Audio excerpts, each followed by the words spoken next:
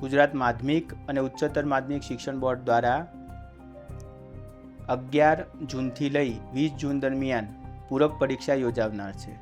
સમગ્ર પૂરક પરીક્ષા અંતર્ગત તંત્ર દ્વારા સમગ્ર પ્રકારની તૈયારીઓ પૂર્ણ કરવામાં આવેલી છે. તમામ બાળકોએ પણ પોતાની હોલ ટિકિટ ડાઉનલોડ કરેલી છે અને જે બાળકો પૂરક પરીક્ષા આપી રહે છે એમના માટે પણ આનુષંગિક વ્યવસ્થા કરવામાં આવી રહી છે. આ વર્ષે કુલ 5260 બાળકો પૂરક પરીક્ષા આપી રહ્યા છે.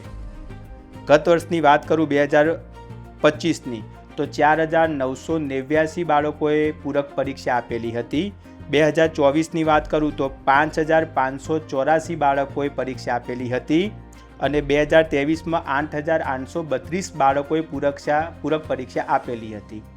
એટલે કે પૂરક પરીક્ષાના આંકડાઓમાં કોઈ દેખીતો ફેરફાર થયેલો જણાતો નથી.